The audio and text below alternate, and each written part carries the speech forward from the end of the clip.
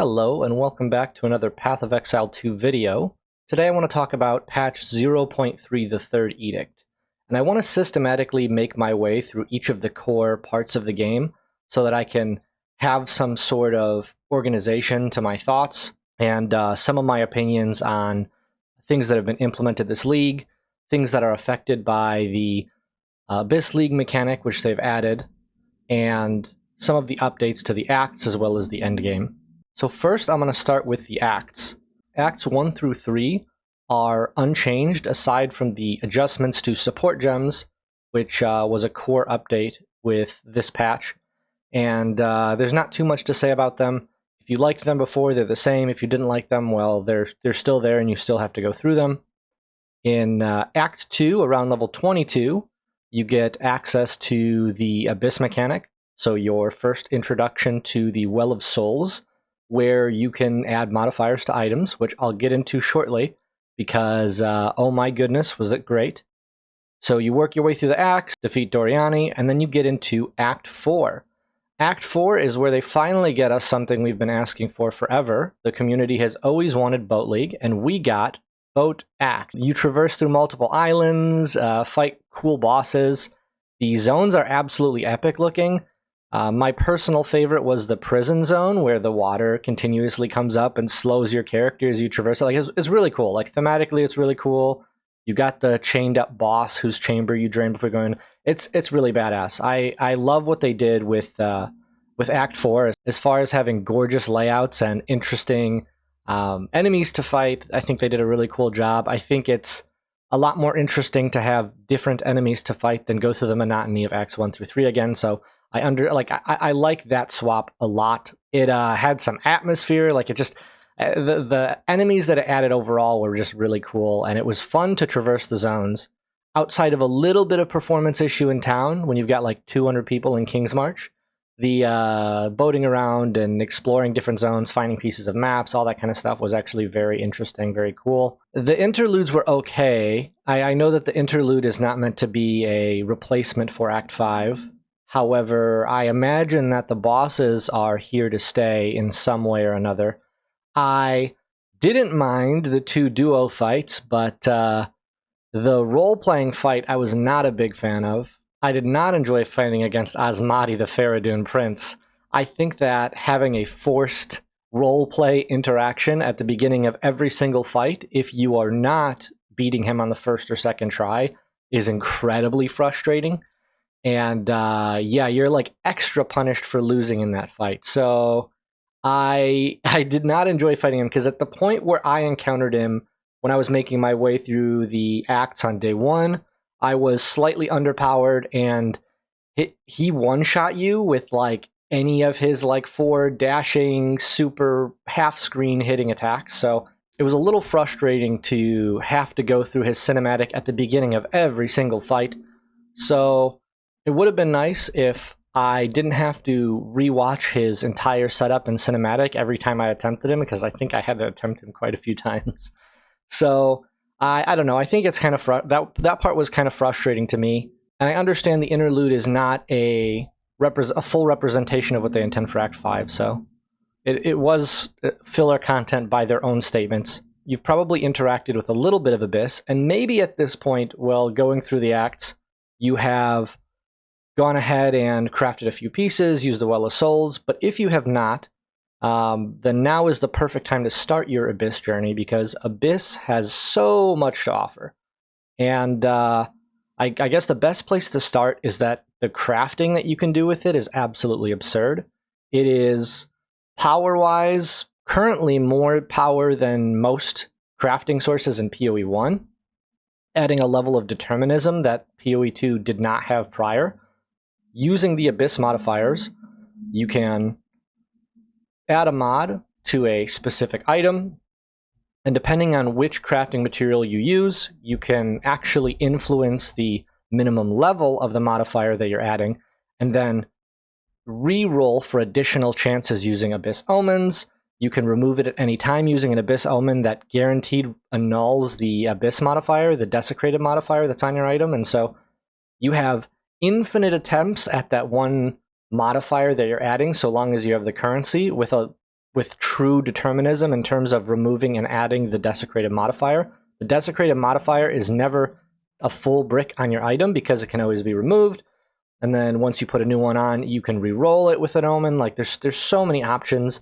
It is phenomenal for blocking modifiers. If you get into really high-end craft, you actually use the desecrated modifier to block undesired outcomes, and then you can force outcomes using the pre-existing ritual omens that allow you to add like-tagged modifiers to an item that has tags. So there is an infinite possibility for crafting any item you want in the game currently using the Abyss currency. The Abyss currency is phenomenal. It seems to be a rare enough currency too. It's not something that you just have thousands and thousands and thousands of attempts on for no cost at all. So I think they actually found a pretty decent balance in terms of the rarity of the currency and the power of it. It's not like everybody has instant access to it all the time and everybody is printing the best items instantaneously. There is a cost. There is a little bit of monetary investment in order to access some of these things, or grinding required to farm up some of these currencies, which is nice. I think for a currency with that level of power, it's totally okay for it to not be a super common drop. The nice thing being there are the under-leveled currencies that you can use specifically in the axe for items below a certain item level. So you had access to currencies that you could experiment with while you were leveling and potentially just try out and get a feel for the desecrated modifiers before you even entered the mapping system, which is absolutely phenomenal in my opinion, because I feel like that's the best way to get players acquainted with it, is to give them a currency that has no opportunity cost that interacts with the endgame, where they can experience the mechanic, they could play around with the crafting and get a feel for it without feeling like, okay, I'm screwing up my ability to afford something, or I gotta save this for later. Like, more currency that gives the players the ability to play around with it without impacting endgame power, I think is always a great addition to a league mechanic. The abyssal boss encounter that came with this league was pretty interesting as well, adding unique jewels that provided some interesting options for diversifying builds. So that was really cool to see too. You weren't just printing currency, you were also having boss attempts, and I don't know, I think the items were pretty interesting. The Darkness Enthroned implementation is kind of cool, although I think it falls into the category of grab the belt that's the strongest, have the highest increased effect of socketed runes. If you're not using a headhunter, using a Darkness Enthroned, putting in 2 5% increased movement speed runes and then having them scaled up is pretty powerful for a large amount of movement speed, 20% movement speed with a 100% roll. And the roll can go up even higher if you vol it and get that roll to go above 100%. So I think it's kind of interesting to have the belt. I haven't seen a lot of stuff happen with the ring or the staff, but I thought the modifiers were interesting. I don't know if it's interesting enough to create build archetypes, but I think that the uniques were differentiated enough from the rest of the existing uniques and content to at least add a little bit of spice to the league. So it's always nice to see uniques come alongside these league mechanics that get entered into the game, as it's something different, it's something new to interact with, and that's more things that are different is always better. The encounter itself wasn't super hard. That might be in large part due to the fact that I was playing Lightning Rod Lightning Arrow, which had an excess of damage, but even compared to some of the things like the Breach boss at the end of the Breachstone and Simulacrum, it didn't have a lot of difficulty, which I guess means it was accessible for more people to attempt. The rings were a little bit weird. There was some level of targeting you could do, but again, a lot of modifiers, potentially some cool stuff. I don't think it's ever a bad thing to have weird items like that to potentially spark new and creative builds. There are some cons to go over, some important cons to go over, because you can't really talk about Abyss without talking about the rampant degen problem that is a result of it. There's a lot of sources of degen. There is the demonic pillars that just shoot up fire out of the ground, which degen you, alongside turning off your regeneration, which is kind of a crazy modifier in a game where regeneration is very scarce, and like recovery in general in PoE2 is very scarce, as well as basically invisible exploding orbs that appear on the ground. Everything is green on dark green on dark green on dark green on dark green in Abyss, which is problematic because the visual clarity for interaction with these mechanics is very, very low.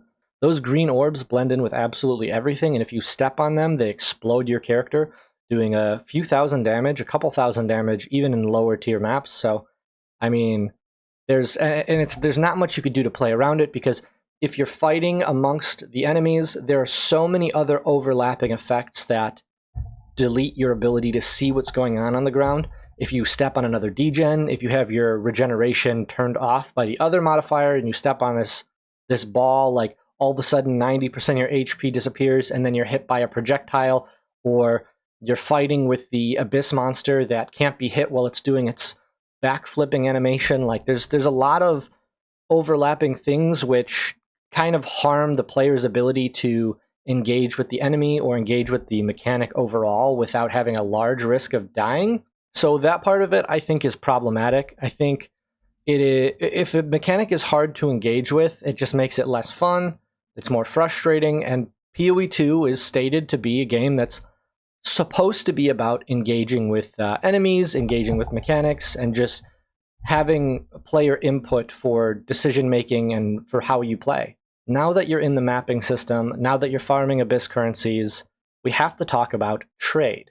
So this league introduced instant trading, a merchant where you can post your items in there for selling to other players at a rate or price that you would like to, which, oh my god, is incredible. We previously got the currency exchange, allowing players to instantaneously list and purchase items with a small gold premium in order to trade them with other players for whatever the going rate is, both listing things and purchasing things, like setting up buy and sell orders, which is a phenomenal way to get and transfer your currencies and convert them over to the stuff you actually want, which is amazing player agency. It's the best of every world for everybody involved, because everyone is just able to turn their currencies into things they want, and unless a currency is just terrible, like beyond belief, then there will always be somebody looking for a currency that you have excess of, because there's usually a use for every currency in PoE 2. So piggybacking off of the instantaneous trading of the currency exchange, they added the merchant, where you can list these items, where you could list non-currency items and have prices locked on them, and players teleport to your merchant and go ahead and purchase them. This was an awesome feeling. This is what brought me back to trade. Typically, I'm a solo self-found or hardcore solo self-found player, and so I hadn't touched trade in quite a few years, but that was primarily because the irritation of messaging somebody for an item, having to wait for them to come out of the map. I wait 5 minutes, I'm back in my map, because you can't just wait for 5 minutes to have somebody respond to a trade, right? You need to continue generating currency if you want to interact with the market in a way that's meaningful. And so this system was really cool to interact with.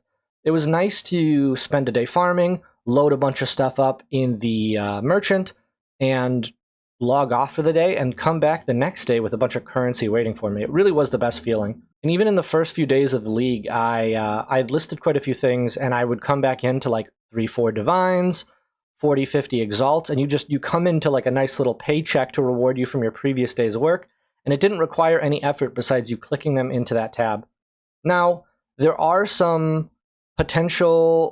a potential downside to this system. If you list something and you don't fully understand the price, and it locks in after about 30 seconds of you having done it and you not changing it, then very, very realistically, your item will be sniped. I'm sure some of you have seen the clips of someone listing in a headhunter for exalted orbs and not divine orbs. That's the perfect example of this. That guy clicked the wrong currency. His headhunter was was listed for the wrong currency type, and it got taken, because that's what happens.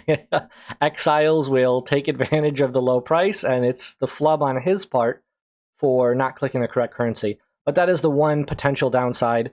In a more traditional trading system, you're going to get blown up by pings, right? You're going to see 400 notifications of everybody and their mother attempting to message you to buy the item. And with the merchant system, you'll just see 25 people pop up in your hideout instantly to come and try to purchase and snipe that 45 exalted orb headhunter. The next big topic to cover is the state of towers and the endgame overall. For those of you who don't know, the number one way to generate the most currency in a single zone currently is to have multiple overlapping towers, overlapping a beyond zone that you have cleansed to add cleansed monsters, which cleansed monsters have increased loot, increased number of monsters in there, as well as the cleansed towers as you walk by them give you a rarity and damage as extra lightning buff, which helps you clear the map faster, and of course more rarity is better loot, because the way rarity works in PoE 2, it is scaling up the quality of the currency that is dropped. So the higher your rarity is, the higher the tier is, and the higher the tier is, the higher the likelihood of turning what would have been an Exalted Orb drop into a Divine Orb drop, for example. So with those overlapping areas, you scale rarity, scale quantity, juice those up. So the ideal pathing of obtaining these zones is to rush towers as best you can, to put in the tablets that you have with the most rarity, the most rare monsters that you can that your build can handle, and blast through those and get stacks and stacks of currency, and run breaches, because breaches is still the method for producing the largest number of rares, and they don't seem to have any sort of loot penalty. So there's no disincentive to run breach. So it's pretty much run breach, juice rares, juice quantity, juice rarity, and get as many divines as you can per zone. And so that leaves you with a lot of pathing nodes on the tree, and I think a lot of people's frustration with towers is actually surrounding that. It is kind of fatiguing to the player to have a series of zones to run between towers that effectively provide nothing to you, because the zones that aren't cleansed, the zones that aren't affected by a tower, they're effectively going to have no loot in comparison to those zones that you can do with Delirium and Breach and overlapping quantity and rarity bonuses. And so it feels almost pointless to run some of those zones. And so I even found myself, when traversing between towers, just inputting any sort of waystone that I had regardless, like not even caring about the modifiers, whatever I could just do quickly and not even think about, I would chuck in there and sprint through just so I can get to the next tower so I could juice up my next zone. And I see where that's a potentially problematic system. I think it's a tough teeter-tottering balancing act that GGG has to do, because I think what they don't want us to do is run the exact same layout over and over and over again, because I would live in Confluence all day. I do respect that there is incentive to run other less prominent map layouts, because I just have to run whatever layout has the cleansed zone in it, right? Whatever layout I can juice the most, regardless of what the actual layout is. So I like that there's an incentivized reason to run some of those zones. I just don't think I like the fact that I have to traverse through zones that I perceive as useless in order to get to the next zone full of juice. There's a fine balancing act that needs to happen here. I don't know the solution, but I'm just expressing some of the fatigue I experienced as a player while traversing through content that I just felt wasn't worth my time. What I want to go over now is my opinion on some of the GGG ideology and the design choices that they've made, and how I feel they sort of conflict with some of the things we've been told in the past about what the game would be, or what the game intends to be as far as the gameplay loop and the playstyle. Before that, I have to say the performance issues in this patch were absolutely rancid. I had a lot of frustrating experiences trying to fix my performance, and many other people I found on the forums, on Reddit, were also having just a terrible time trying to fix the performance issues of the game, which is incredibly frustrating.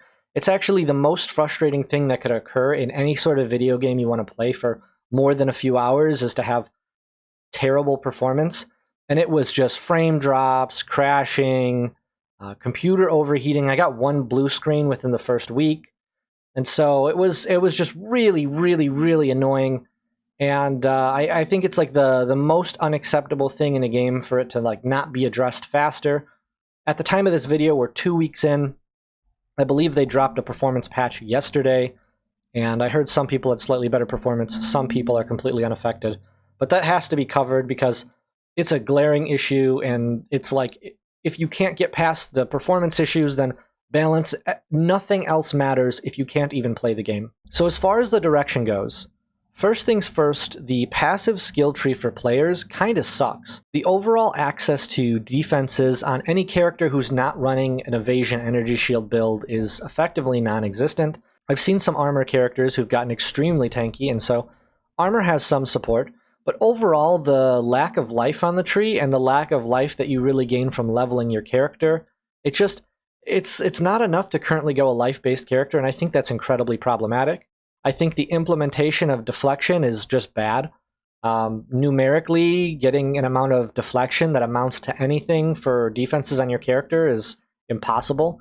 Most characters are not going to be able to run around with 100 to 120,000 evasion in order to really get a meaningful amount of deflection after grabbing those points on the tree. And so I think most players have opted towards not grabbing any deflection nodes and rather grabbing more evasion, more energy shield, and more damage nodes.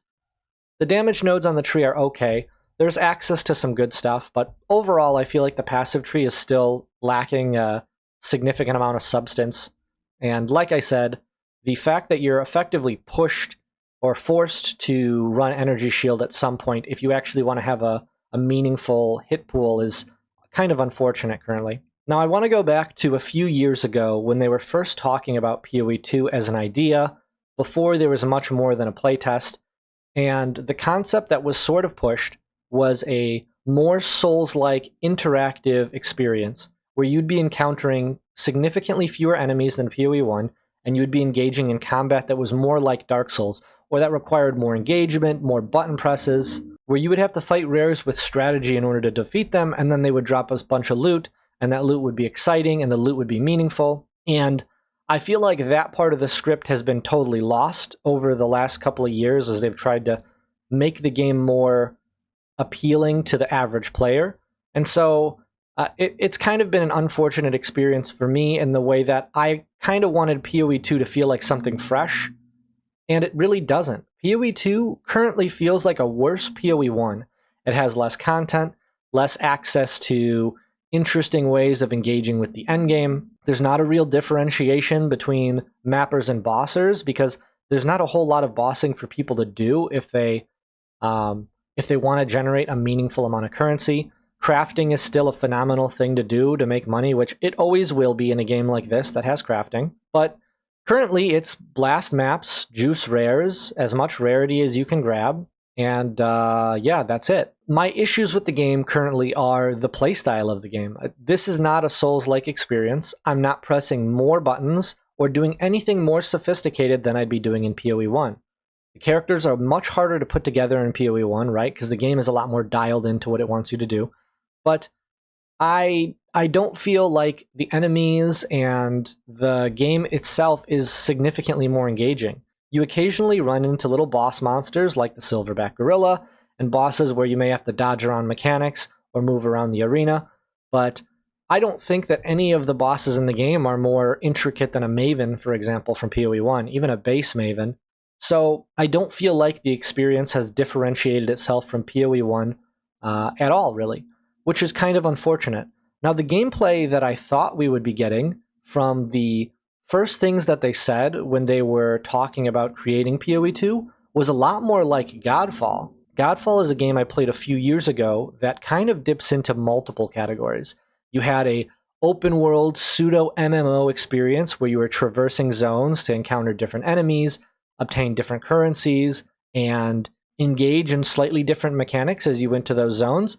And each one of those fights was more engaging, and I have a little bit of gameplay in the background now because I wanted to show some of it. And also, they implemented sprinting significantly better in that game too. It didn't require a roll first. Unfortunately, I think in the current state of PoE 2, it doesn't do any of the things that it initially promised, and I say that with quotation marks, that it initially promised many years ago when we first wanted to see it. I think that it likely won't ever go in that direction, and so the experience of PoE 2 for me is probably permanently sullied because they would have to redesign the entirety of the game in order for it to feel like what they initially told us many years ago. All that being said, I did enjoy playing 0.3, in large part due to the implementation of trade, the power of the Abyss currencies, and the fact that I just enjoy grinding in an ARPG. But yeah, what do you guys think of the current state of the game? Thanks for watching. If you want to see more, go ahead and hit that subscribe button.